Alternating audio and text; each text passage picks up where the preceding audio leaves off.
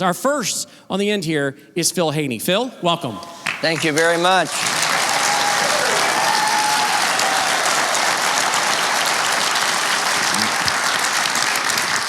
I'm a founding member of the Department of Homeland Security. My specialty was counterterrorism and the strategy and tactics of the global Islamic movement. The two groups that I focused on were the Muslim Brotherhood in the United States and a large group out of the subcontinent of Asia called Tablighi Jamaat. The connections are the Boston bombing and the San Bernardino and Orlando shootings. The U.S. government shut my cases down and deleted the information from the system. I was given, in the course of those research activities, credit for finding 300 terrorists during the course of my career. Thank you very much.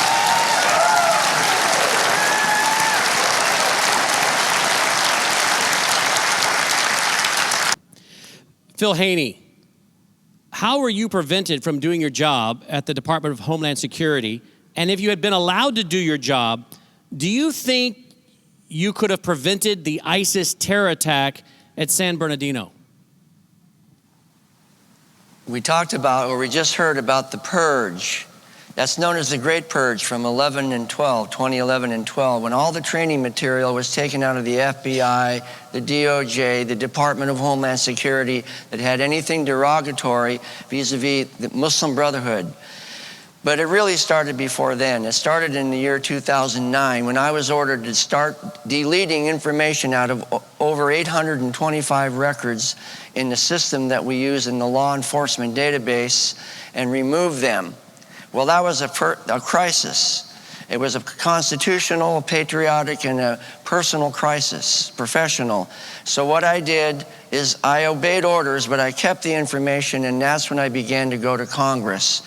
The bottom line is that the information that was removed related to the Boston Marathon bombing, the San Bernardino shootings, and the Orlando shootings. And I very plausibly can state that if that information had stayed in the system and law enforcement had followed through the way they should when we took our vow, that we could have very plausibly prevented Boston, San Bernardino, and Orlando. Isn't that our job as law enforcement officers?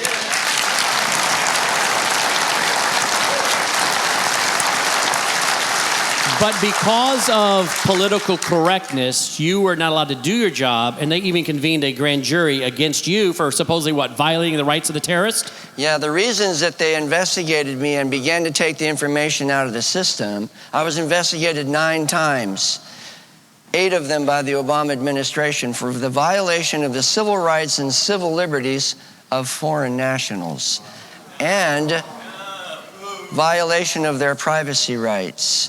You might recall that after the San Bernardino shooting, DHS said publicly that the reason that they didn't examine Tashfeen Malik, the wife of Syed Farouk, her social media, was because they were concerned about violating her civil rights and civil liberties.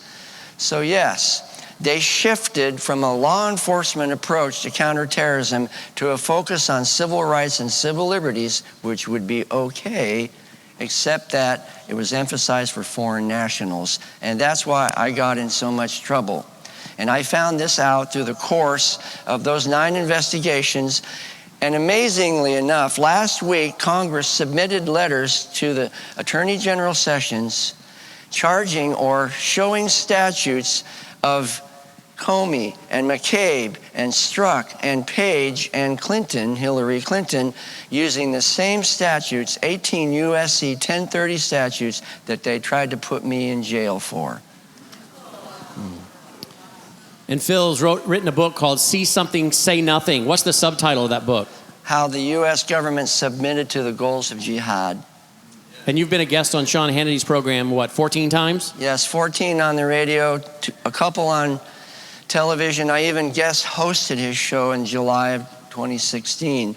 There are 4 call lines that come into his show. We had 1,000 calls a minute on all 4 lines.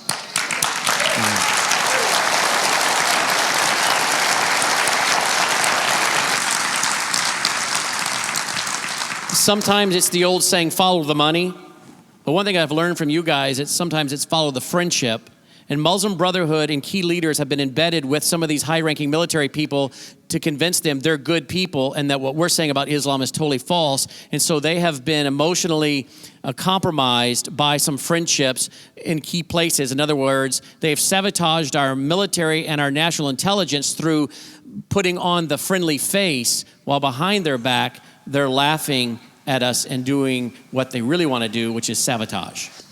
That's a great observation. I want to try to bring this home. I didn't get shot or shot down.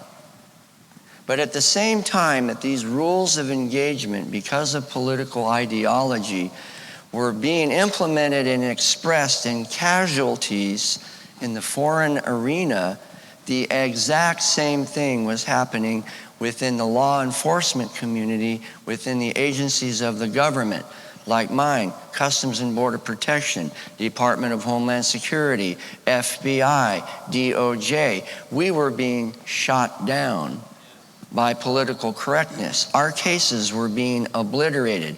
We were being blinded. We were being handcuffed. We were told, you're going to be investigated. Not the ones with the derogatory information. The rules of engagement: do not fire on hostiles if they're within 50 meters of a house or a building, are the same as, we know that this person is a terrorist, but you're going to let him in anyway. And have memos signed by Hillary Clinton and Janet Napolitano ordering my own colleagues to let individuals come right through, we call it DTR, down the road, when we knew exactly who they were. And you say that's a bold statement, Mr. Haney. Well, my chain of command made a few mistakes along the way themselves. For example, leaving my name on their email chains.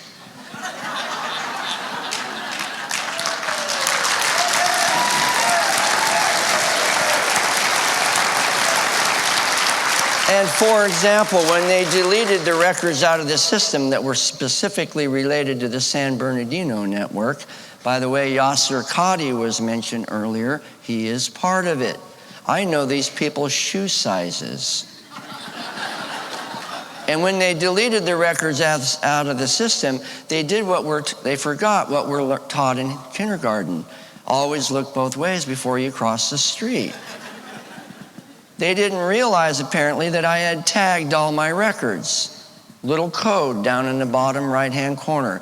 A little 1 is all it took, a 1. And every single one of the records that they deleted out of the system came bouncing back to my email with an exact timestamp and the name of the person who deleted them.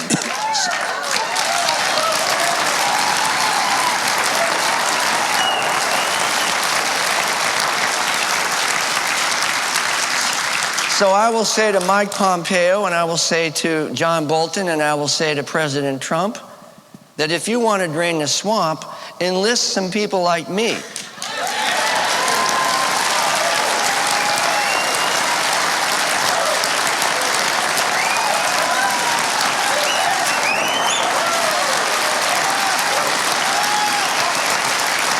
Because I will tell you, I know where the valves are. Some of the valves need to be closed, and some of those valves need to be open, and we can take you right to them. We can put your hand on the valve. You have to turn it, but we can put your hand on the valve.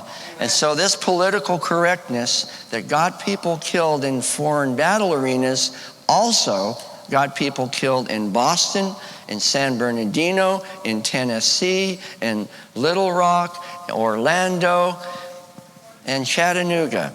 It's not theoretical. I'm part of the cases. I'm talking to the families of survivors.